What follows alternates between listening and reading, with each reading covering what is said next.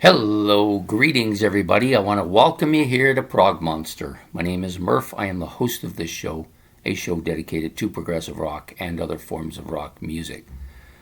So we're here on day 30 of my 31 favorite rock albums released in December.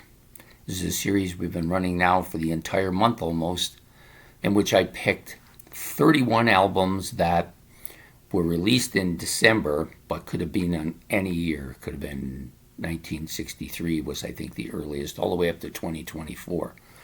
So now we're at the top two albums. So these I consider to be the two best albums. To be honest, I wasn't sure which way to put these two albums, which one was going to be number two, which was going to be number one. I flipped back and forth a couple times before I set the list. I'm having a little bit of misgivings about it now. I'm thinking I maybe have it in the wrong order, but the point is that both these albums are exceptionally great albums, and I'm going to stick with the route that I've taken so far, and we're going to go with this album as number two, Styx's Equinox, or Equinix if you prefer.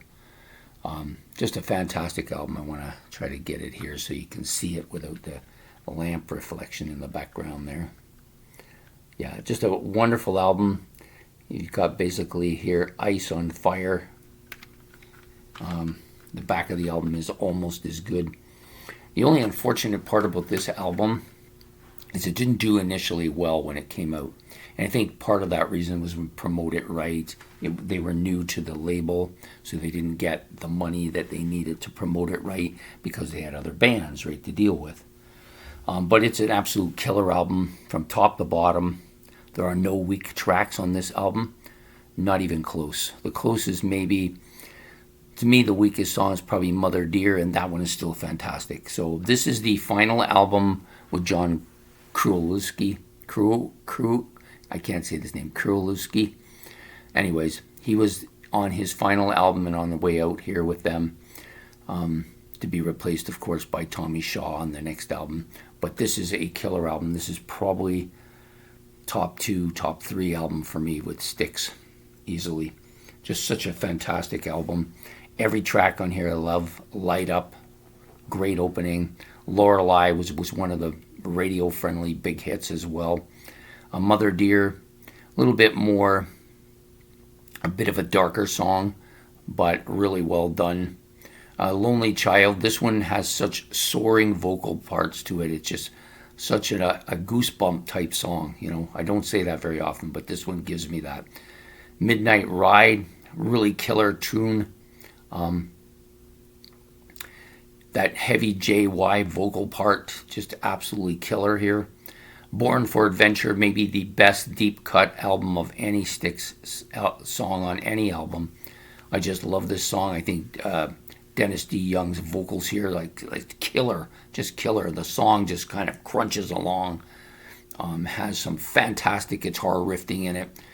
The story is funny, but fantastic as well. I think it's just one of their more underrated songs.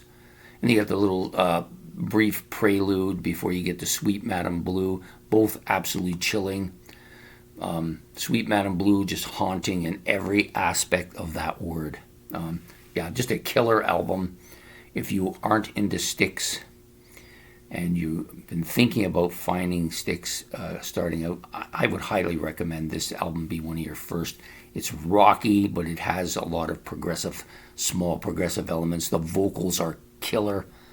The album just doesn't get the kind of respect that it deserves. But for me today, it's going to be number two, and of my 31 favorite rock albums released in the month of December. So I hope you've enjoyed this particular episode. If you have, please hit the like and subscribe. Don't forget the notification bell above my head so you don't miss the final two episodes. We're doing a number one, and then we'll do some honorable mentions after two.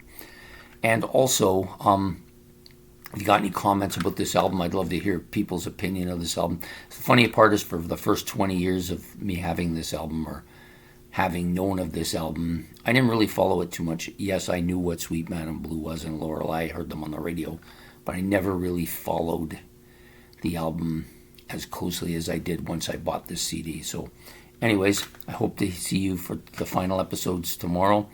So take care and have yourself a good evening, and goodbye.